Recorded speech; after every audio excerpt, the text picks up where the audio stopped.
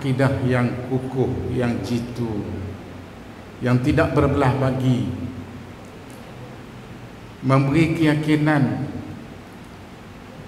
dan kepercayaan sepenuhnya kepada Allah Subhanahu wa taala sebagai Tuhan, sebagai Rabb kepada kita. Rabb dengan makna pencipta kita. Kita tidak ragu tentang Allah selaku pencipta kita. Maknanya apapun yang terjadi kepada ciptaan Allah, sama ada secara sempurna maupun tidak sempurna, itu adalah di bawah kehendak dan ketentuan Allah Subhanahu wa taala. Kerana itu dalam perbahasan mengenai salah satu rukun iman dalam Islam ialah percaya kepada qada dan qadar Allah Subhanahu wa taala.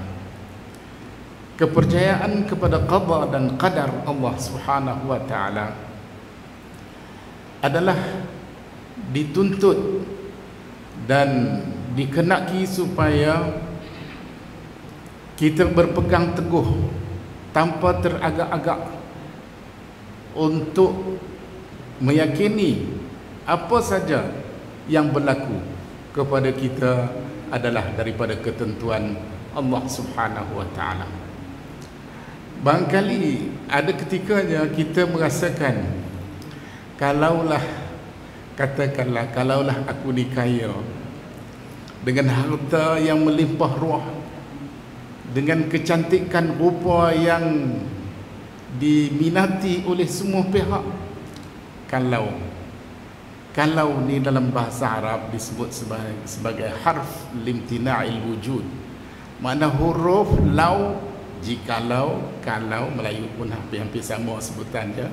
Arab kata lau, Melayu kata jikalau. Kalau saya pergi kedai petang tadi, saya akan berjumpa dengan rakan ataupun sahabat lama. Agaknya kita pergi ke tak? Tak pergi. Saya teringat kata-kata salah seorang guru saya, Syekh Hamad Al-Ansari di Madinah. Dia mengajak kami mengenai akidah ahli hadis, akidah ulama-ulama hadis. Dia mengajak kami. Dia kata salah sebuah kitab yang pada permulaan pengajian beliau di Afrika, dia orang Afrika tapi berasal daripada Madinah.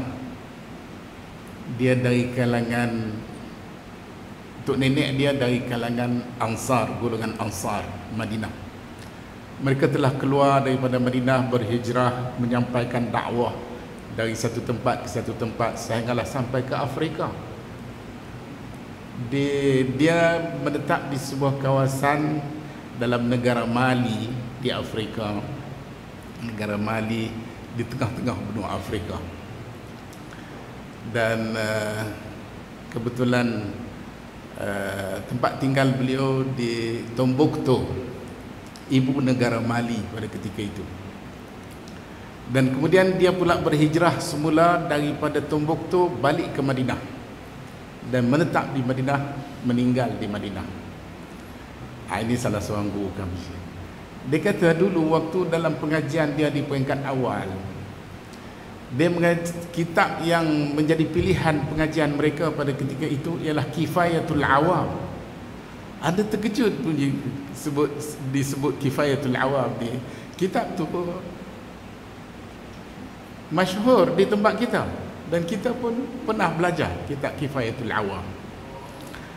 Dia kata dalam kitab Kifayatul Awam ni penuh dengan laukaniyat, sampai dia kata kitab tu patutnya diberi nama laukaniyat kerana banyak sangat lau. Kalau Tuhan tu di atas, tidak di bawah. Kalau Tuhan tu di kiri, di kanan, tidak di kiri. Kalau Tuhan tu di atas, tidak di bawah. Banyak sangat laukaniyat. Laukaniyat ni maknanya benda tu satu pun tak berlaku. Habis kesimpulan yang mereka dapat daripada laukaniyat ni ialah Tuhan tu tak bertempat. Jadi bila kata Tuhan tu tak bertempat, ini mengikut logik akal fikiran mereka pada ketika itu dengan kaedah yang mereka gunakan sebagai laukaniyat ataupun fardiyat. Dia memfardukan, mengandaikan perkara itu begitu. Jadi akhirnya keputusan ataupun kesimpulan akhirnya ialah Tuhan itu tidak bertempat.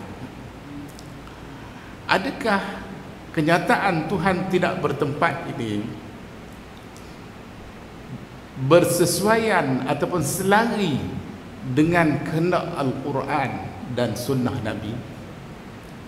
Kita tak pernah jumpa mana-mana ayat pun di dalam Al-Quran maupun dalam hadis-hadis Nabi yang sahih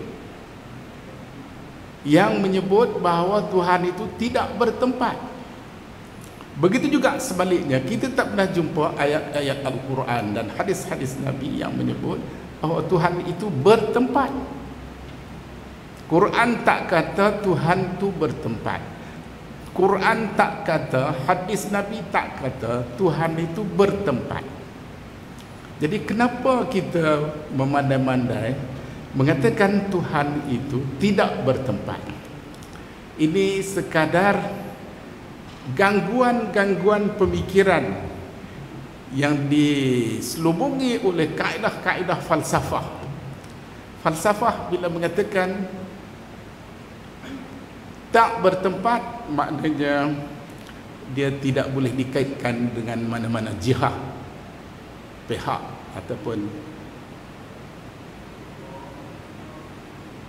ataupun dikaitkan dengan arah. Tuhan tidak di sebelah kanan, tidak di sebelah kiri, tidak di sebelah depan, tidak di sebelah belakang, tidak di sebelah atas, tidak di sebelah bawah. Habis di mana? Kita rujuk semula kepada Al-Quran. Quran kata, "Aamintum man fis samai an yakhsifa bikumul arda fa idza hiya tamur." Adakah kamu beriman dengan Tuhan di langit?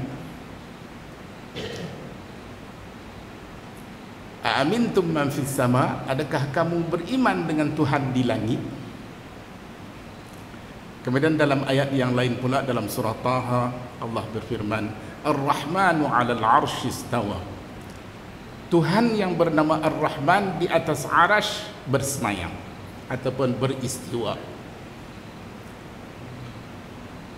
Ini seolah-olah ada sikit isyarat kepada tempat, tetapi Quran tak pernah sebut Tuhan tu bertempat di mana-mana. Jadi apa yang sepatutnya menjadi pegangan akidah kita dalam hal ini, kita kena kata macam Quran kata, kita kena kata macam hadis Nabi kata. Dalam sebuah hadis Nabi bersabda, "Innallaha yanzilu ila sama'id dunya idza jaa ats-tsulusul akhir minal lail." Allah, sesungguhnya Allah turun ke langit dunia apabila tiba sepertiga malam yang akhir daripada malam. Sepertiga yang akhir daripada malam. Jadi kita kata macam hadis kata, kita kata macam Quran kata, sehingga ulama-ulama kita kata tak perlu terjemah pun. Sekiranya kita tak faham sekalipun, tak perlu kepada huraian berlebih-lebihan, tak perlu pun. Quran kata Ar-Rahmanu 'alal 'arsy istawa, Tuhan yang bernama Ar-Rahman di atas arasy. Arasy ni antara makhluk Tuhan, makhluk ciptaan Tuhan. Dalam hadis ada dibayangkan besarnya ataupun hebatnya arasy yang kita sebut sebagai arasy, salah satu makhluk ciptaan Tuhan.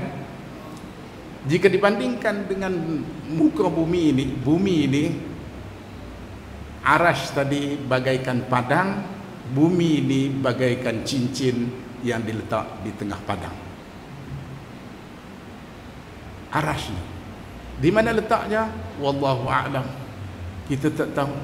Dalam hadis-hadis yang sahih ada disebut mengenai salah satu makhluk ciptaan Tuhan yang disebut sebagai Arash ni, Nabi ketika berisra' Mi'raj, ketika berisra' daripada Masjidil Haram di Mekah ke Masjidil Aqsa, dan kemudian di Mi'raj, mana dibawa naik ke langit sehinggalah sampai ke Sidratul Muntaha. Sidratul Muntaha, dan di sana Nabi telah pun berpisah dengan Jibril, dan Nabi keseorangan terus naik menghadap Allah Subhanahu wa taala. Jadi kita nak kata Tuhan di langit, Tuhan duduk di atas, wallahu alam, kita tak berani nak kata lagu tu, kecuali kita hanya berani berkata sebagaimana apa yang dikatakan dan disebutkan oleh Al-Quran dan juga hadis-hadis Nabi yang sahih. Jadi kepercayaan dan keyakinan kita terhadap hal-hal yang semacam ini tertakluk kepada maklumat-maklumat yang kita dapat secara terperinci maupun tidak terperinci daripada Quran, daripada hadis Nabi. Sebab bagi kita, semua perkara-perkara gaib yang berkaitan dengan Tuhan ini tidak boleh dijangkau oleh akal fikiran manusia secara logik maupun tidak logik. Manusia dengan akal fikiran dia secara logik tidak boleh memikirkan tentang perkara-perkara gaib. Jangan kata perkara gaib yang berkaitan dengan Tuhan, perkara gaib yang berkaitan dengan diri kita sendiri, nyawa kita. Nyawa kita bila akan berakhirnya nyawa kita. Itu pun kita tak boleh nak berfikir. Apa yang kita akan melakukan pada besok hari pun kita tak tahu. Sekarang waktu lepas maghrib kita berceramah di masjid ni. Masjid apa? Kampung Darat. Masjid Sungai Payah. Pertama kali saya main, saya tak boleh ingat lah. Masjid Sungai Payah. Lepas maghrib ceramah di sini, tahu-tahu lepas subuh esok jadi mayat. Mana kita tahu? Mana kita tahu? Cuba fikir secara logik tengok, boleh diterima tak secara logiknya? Lepas maghrib tadi baru duduk ceramah di masjid ni, tiba-tiba lepas subuh pagi besok kita dengar cerita dia dah jadi mayat. Boleh jadi. Boleh jadi. Secara logik barangkali boleh jadi. Ini adalah kerja-kerja Tuhan. Ini perkara gaib yang kita tidak dimaklumkan, tidak diberi maklumat, tidak diberitahu mengenai apa yang akan berlaku pada besok hari, bahkan pada masa-masa yang akan datang seterusnya.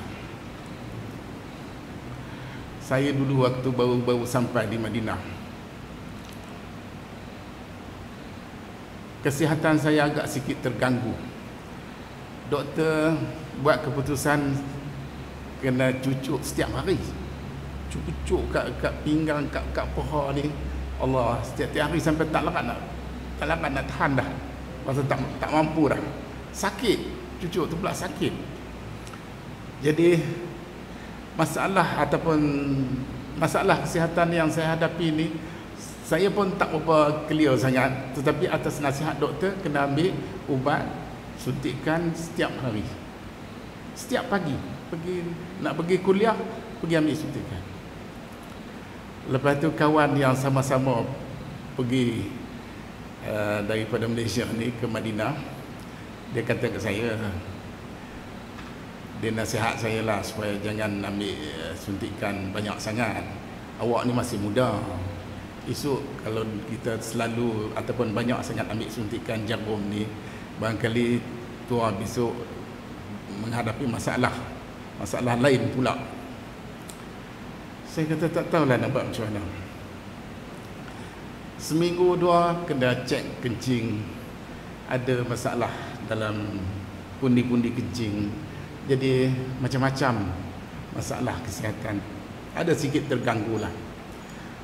Tapi lama kelamaan semakin baik, semakin pulih, alhamdulillah sampai ke hari ini. Dan saya mengalami masalah batu karang. Masuk hospital berkali-kali, masuk ward di hospital. Ada satu ketika saya di ward hospital di Madinah. Dalam ward tu ada 4-5 orang lah selain daripada saya. Dia orang duk bercakap-cakap. Saya baru cakap Arab pun tak apa nak boleh lagi. Faham tak faham sama banyak. Kemudian dia duk tanya saya sakit apa. Saya nak abang kata sakit batu karang tu pun tak berhenti. Baru lama duk habaq banyak-banyak kali duk cerita kot ni, akhir-akhirnya dia faham lah. Kata saya ni sakit batu karang. Dia kata bagi mereka sakit yang macam ni mereka tak datang hospital. Habis buat macam mana?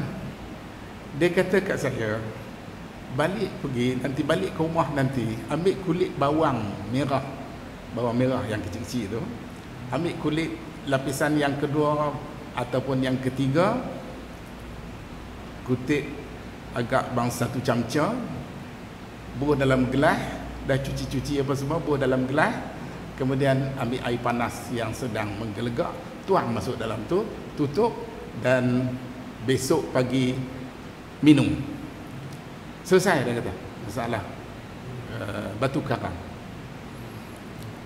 Jadi saya, apa yang orang kata, saya buatlah. Sampai salah seorang guru kami, Syekh Hamad Al-Ansari, juga dia nasihat kat saya suruh pergi ke Mekah. Pergi ke Mekah, minum air Zam-Zam daripada pagi, sebelum makan minum apa-apa, minum Zam-Zam banyak-banyak, seberapa banyak yang boleh. Dia kata batu karang akan keluar. Saya buat macam-macam. Timun batang ni kita belah 2, bubuh tawas masuk dalam tu, kemudian bakar timun tu, perah, ambil air, minum. Saya buat macam-macam. Apa yang orang tu buat, apa dia orang cadang, saya buat. Akhirnya baik dengan ubat mana satu tak tahu. Cuba semua. Mana yang orang kata, semua cuba belakang. Ini maknanya usaha ikhtiar kena terima, kena patuh. Sebab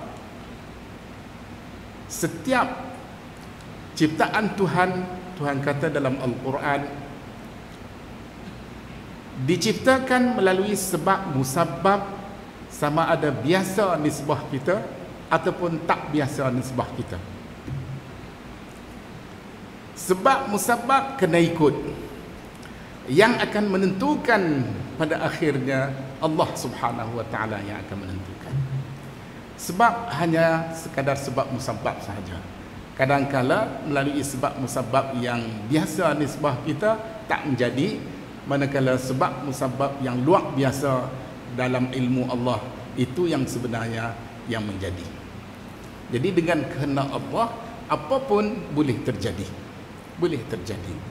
Sebab tu umat Nabi Saleh, kita bisa dengar Nabi Saleh, salah seorang Nabi yang bernama Saleh, umat dia mempersoalkan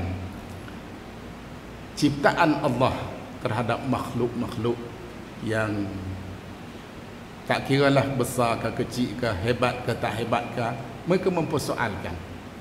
Akhirnya Tuhan gegarkan bukit batu, dan gegaran bukit batu tadi melahirkan unta. Unta betina dan ada susu. Walaupun tanpa melahirkan anak terlebih dahulu, tapi unta Nabi Saleh ni dia boleh bagi susu dengan jumlah yang banyak, sehingga kaum Nabi Saleh ni sempat ataupun boleh minum susu unta yang dilahirkan daripada gegaran bukit batu. Ini dalam Quran Tuhan cerita, fadamdama alaihim rabbuhum bizambihim fasawwaha wala yakhafu uqbaha. Akibat daripada tindak tanduk kaum Nabi Saleh yang jahat, akhirnya unta Nabi Saleh yang Allah kurniakan daripada gegaran bukit batu ni disembelih ataupun dibunuh oleh kaum dia sendiri, menyebabkan mereka terputus bekalan susu yang biasanya mereka boleh dapat daripada unta Nabi Saleh tadi. Jadi pada akhirnya kemurkaan Allah terhadap mereka dan bala diturunkan sehingga kaum Nabi Saleh habis semuanya binasa ataupun habis dilanda dengan malapetaka, ribut, angin sejuk yang dahsyat sehingga menyebabkan mereka mati meragan. Kita lupa orang utara meragan, mati tak ada nak buat apa, mati tak ada nak buat apa. Yang tengah duduk mati terduduk, yang tengah berdiri mati tengah duduk berdiri, yang tengah makan mati tengah duduk makan, tak ada nak buat apa. Ini bala daripada Allah Subhanahu wa taala terhadap kaum Nabi Saleh yang telah derhaka terhadap perintah Allah. Mereka tak taat kepada Allah, tak taat kepada Rasul, menyebabkan mereka dimurkai Allah dan dikenakan bala bencana yang amat dahsyat terhadap mereka. Cerita-cerita yang sebegini bukan sekadar cerita. Quran menceritakan kepada kita sebahagian daripada cerita-cerita. Tak ada satu cerita pun yang lengkap daripada A to Z. Tak ada. Quran menceritakan sebahagian daripada cerita-cerita mengenai Musa dengan Fir'aun di dalam ayat-ayat tertentu, dalam surah-surah tertentu di dalam Al-Quran, dan dalam surah yang lain pula melalui ayat yang lain diulang cerita dan ditambah dengan cerita-cerita baru. Begitulah seterusnya dengan cerita-cerita yang lain lagi. Jadi cerita ni untuk memberi pengajaran. Kalau benar ni boleh berlaku kepada kaum Nabi Saleh, kaum Nabi Musa, kaum Fir'aun dan lain-lain lagi, tak mustahil benda tu boleh berlaku kepada sesiapa saja yang derhaka terhadap perintah Allah Subhanahu wa taala. Jadi beriman kepada qada dan qadar Allah ini merupakan salah satu rukun iman yang disebut di dalam hadis sahih. 6 perkara rukun-rukun iman mengajak kita supaya beriman kepada yang gaib. Kita lihat di dalam Al-Quran, dalam surah Al-Baqarah ayat yang pertama lagi, Alif Lam Mim, Dzalikal kitabu la raiba fihi hudan lil muttaqin. Alif Lam Mim, Allah saja yang mengetahui, yang maha mengetahui mengenai maksud di sebalik kata-kata Alif Lam Mim. Alif dibaca secara terputus-putus. Dia tak boleh baca alam. Dia Alif Lam Mim. Alif Lam Mim. Tiga huruf. Dia tak boleh baca alam. Padahal dalam ayat-ayat yang lain 3 huruf yang sama juga kita boleh baca alam. Alam tara kaifa fa'ala rabbuka bi ashabil fil. Alam. Sama juga tulisannya. Tetapi di sini kita kena baca Alif Lam Mim dengan cara huruf-huruf muqatta'ah, huruf-huruf yang dibaca secara terputus-putus, huruf demi huruf. Allah saja yang maha mengetahui maksud di sebalik perkataan Alif Lam Mim. Zalikal kitab, demikian itu kitab, yakni Al-Quran, la raiba fihi, tidak ada sebarang syak wa sangka. Jadi apapun kenyataan Quran mengenai perkara-perkara yang masuk akal kita, tak masuk akal, bukan persoalan. Tapi kita kena percaya dan kita tidak ragu, tidak syak apapun. Masuk akal, tak masuk akal, kita percaya dan kita yakin. Tuhan cerita mengenai Fir'aun, kita yakin mengenai apa yang berlaku di antara Fir'aun dengan Musa. Tuhan cerita mengenai Nabi Allah Shu'aib dengan kaum dia. Kita percaya dan kita yakin. Sebab walaupun tidak ada sanad di antara kita sehinggalah kepada berita mengenai apa yang berlaku kepada Firaun dan Musa, tetapi kita sanad yang lebih kuat, yang lebih dipercayai ialah Al-Quran, ialah hadis-hadis Nabi yang sahih. Sebab tu kepercayaan kepada Quran, kepada hadis Nabi ini tidak berbelah bagi. Sama ada masuk akal kepala kita, tak masuk akal kepala kita, pokoknya datang daripada Quran sudah cukup meyakinkan kita tentang sesuatu perkara yang disentuh oleh Quran, oleh hadis Nabi. Jadi kesimpulannya, kita diajak supaya beriman kepada qada dan qadar. Dan qada dan qadar sebahagian daripada rukun iman yang mengajak kita percaya dan yakin kepada perkara-perkara ghaib.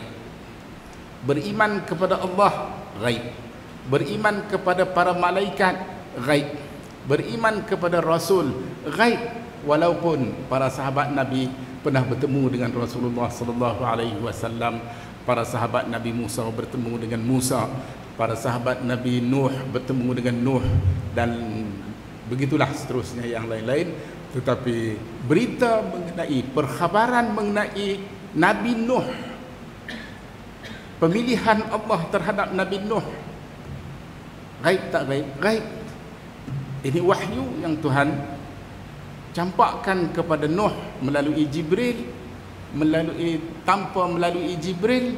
Begitu juga dengan Nabi kita Muhammad.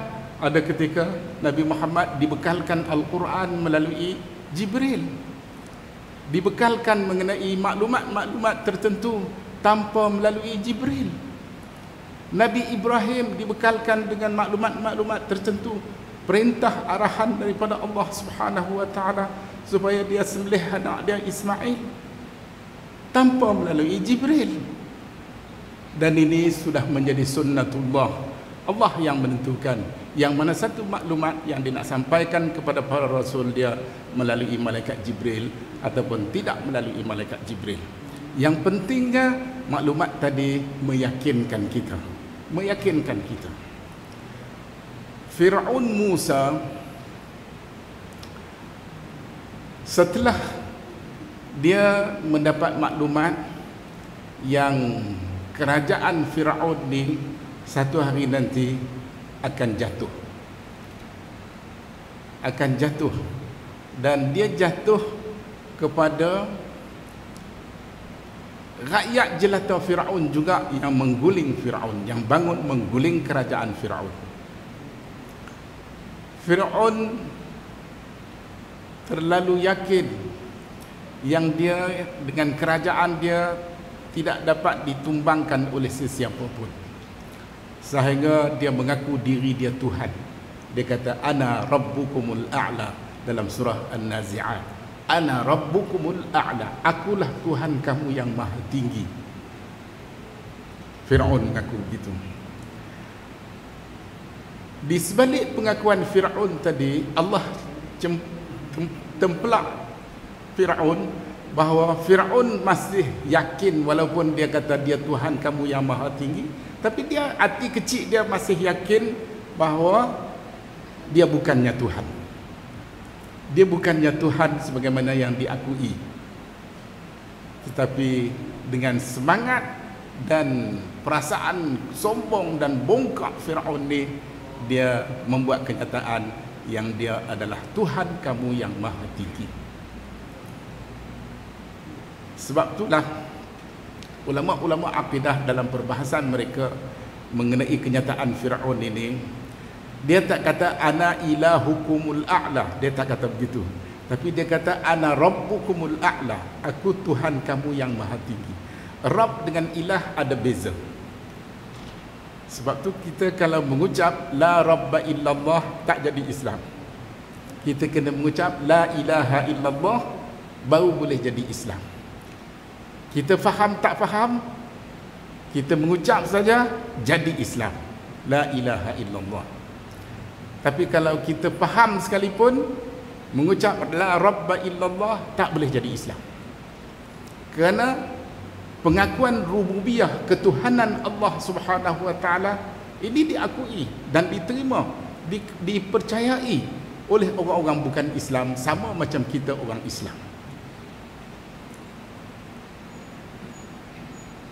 Dalam Quran Tuhan sebut melalui sepotong ayat, wala in sa'altahum man khalaqas samawati wal ard la yaqulunna Allah.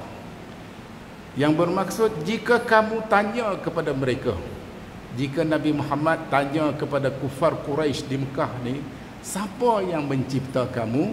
Mereka akan jawab Allah. Maknanya mereka masih menerima rububiyah Allah selaku pencipta makhluk-makhluk ciptaan dia. Maka walaupun dalam keadaan begitu, Tuhan masih perintah Nabi kita Muhammad sallallahu alaihi wasallam dan para sahabat dia memerangi golongan kufar Quraisy di Mekah.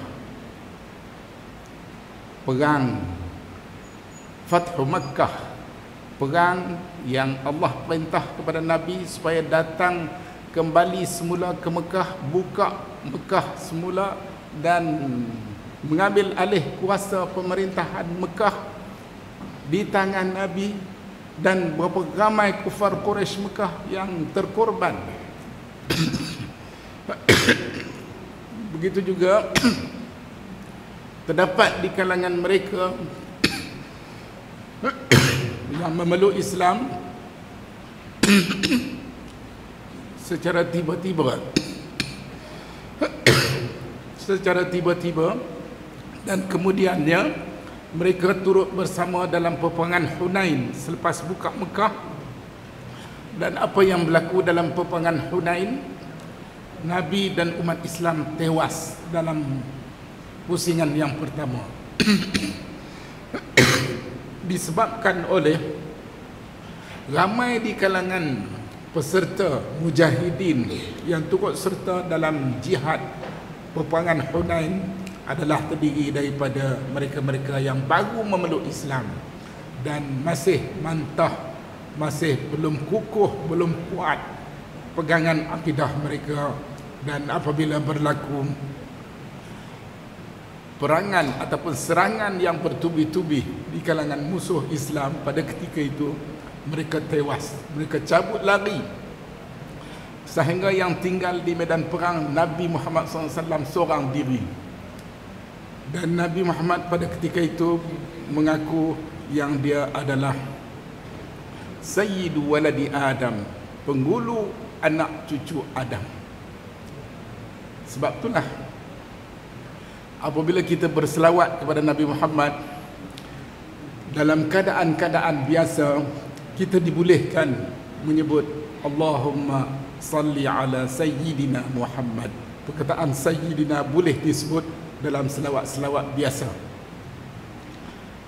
Di luar semayang ataupun pada bila-bila masa saja kita ingin berselawat dengan menggunakan perkataan Sayyidina boleh, tanpa Sayyidina boleh, tak ada masalah.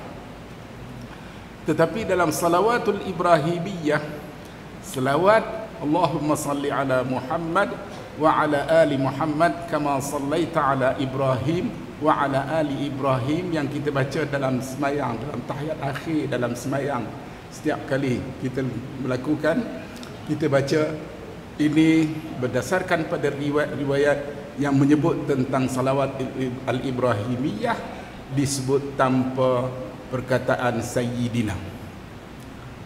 Termasuk jika kita baca pada ketika kita berkhutbah, khutbah Jumaat ke, khutbah raya ke, khutbah gerhana ke, ataupun khutbah semayang minta hujan ke, tidak digalakkan menyebut perkataan Sayyidina dalam selawat-selawat Ibrahimiyah yang dibaca dalam semayang, dalam khutbah maupun di luar semayang ataupun di luar khutbah.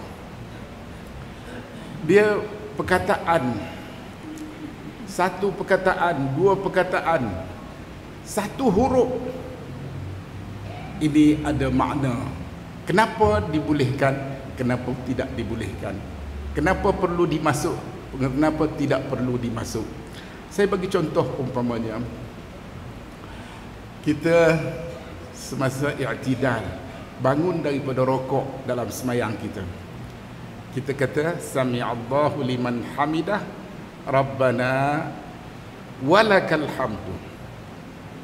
Boleh. Sami'allahu liman hamidah rabbana lakal hamdu, tanpa waw, dengan waw ataupun tanpa waw. Ada makna dalam semayang, sekalipun satu huruf, satu perkataan ada makna. Kenapa dimasukkan, kenapa tidak dimasukkan? Kita kadang-kadang, khususnya tu imam, bila tu imam baca wattini wazzaitun dalam semayang, sehinggalah kepada ayat yang terakhir, alaisallahu biahkamil hakimin. Kadang-kadang ada di antara kita yang rasa nak respon ayat tu tadi, jawab bala wa ana ala dhalika minasyahidin. Bala wa ana ala dhalika minasyahidin. Yang ni kalau berlaku di luar semayang, kalau berlaku di luar semayang, tak apa. Kita saja-saja nak baca Quran, nak baca surah Wattin, surah At-Tin, Wattini wazzaitun wa turi sinin, sehingga alaisallahu bi ahkamil hakimin. Kita nak respon kepada ayat ni sebab Tuhan tanya, bukankah Allah hakim yang paling adil, paling sempurna, hakim yang paling sempurna.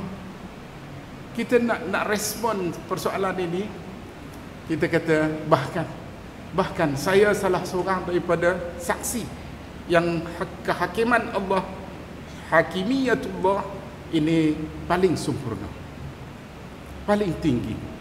Boleh. Ini kalau berlaku di luar semayang, dalam ceramah perempuan yang kita baca, kita nak respon, tak ada masalah. Tapi kalau dalam semayang, tak. Kerana dalam hadis Nabi sebut, semayang ni la yasluhu fiha kalamun nas, tidak boleh ditokok tambah oleh kata-kata manusia. Maknanya kita tidak boleh memandai-mandai. Kita tak ada bidang kuasa yang boleh memandai-mandai nak tambah walaupun satu huruf. Tak boleh. Sehinggalah tambahan-tambahan tadi mempunyai sandaran yang sabit daripada Nabi. Kerana Nabi sebut sallu kama ra'aitumuni usalli, semayanglah kamu seperti mana kamu lihat aku semayang. Kita tak pernah tengok Nabi semayang pun, tapi kita berusaha mempelajari sunnah-sunnah Nabi supaya kita dapat melakukan sebagaimana yang Nabi lakukan. Sekalipun kita tidak dapat melihat perlakuan Nabi tadi melalui mata kasar kita, tapi insya-Allah kita dapat lihat melalui mata hati kita, dengan akal fikiran, kefahaman, kemampuan kita berfikir, memahami kenyataan-kenyataan melalui riwayat-riwayat yang sahih. Kita dapat faham yang ini adalah sunnah Nabi, yang ini bukan sunnah Nabi. Kita dapat membezakan. Yang sunnah Nabi menjadi ikutan, menjadi panduan kepada kita sepanjang hayat, insya-Allah. Kami di Kuwait, Tuan Haji Nazim sampai. Kami di Kuwait sedang berusaha bertungkus lumus untuk mewujudkan pusat pengajian ataupun fakulti pengajian Quran dan Sunnah di Perlis ni. Kita harap satu hari nanti Perlis akan jadi pusat perkembangan ilmu, di mana orang akan datang dari dalam negeri, dari dalam negara, dari luar negara, yang jauh yang dekat akan datang berpusu-pusu ke Perlis kerana nak belajar ilmu Quran, ilmu hadis Nabi. Insya-Allah kita sedang berusaha bertungkus lumus, dan secepat mungkin kita akan dapat melaksanakan pusat pengajian ini kepada mereka-mereka yang berminat dalam negeri, dalam negara maupun di luar negara, insya-Allah. Dan saya datang ke Perlis ni pun tujuan tu aja. Kalau dah selesai, dah berjaya, saya baliklah, insya-Allah. Jadi pertanyaan-pertanyaan. Kita belum selesai lagi. Kita sedang merangka, kita sedang berusaha untuk menyusun bahan-bahan kurikulum, dan juga kita sedang memantau guru-guru yang berkelayakan, yang boleh dipercayai ilmu mereka untuk kita bawa ke Perlis ni, menjadi tuan-tuan guru yang boleh mengajar ilmu-ilmu yang dikutip langsung daripada Quran, daripada hadis Nabi kepada kita, insya-Allah satu hari nanti. Jadi saya rasa barangkali setakat itulah dulu. Ceramah pada malam ni penat sikit, baru balik dari Mekah seminggu. Batuk Mekah tak habis lagi. Bila pederai sikit je, dia tersangkutlah dengan batuk. Tadi waktu dalam perjalanan pun batuk tak kira dah. Kata macam mana nak ceramah sekali lagi. Tak mana larat lah. Setengah jam. Ada setengah jam. Okey lah, kau cukup lah. Lepas ni Tuan Haji Nazim nak tolong tambah. Okeylah, terima kasih banyak kepada pihak masjid yang telah sudi jemput saya pada malam ini. Walaupun dalam keadaan kurang sihat, tapi saya rasa semangat untuk datang. Alhamdulillah, dengan apa yang telah dapat saya sampaikan, yang baik jadikan teladan, yang tidak baik ataupun yang tersasul, tersalah, tolong betulkan. Dan itulah hasrat kita sebenarnya. Mudah-mudahan ada manfaatnya kepada kita semua. Hanya sekian, wabillahi taufiq wal hidayah. Wassalamualaikum warahmatullahi wabarakatuh.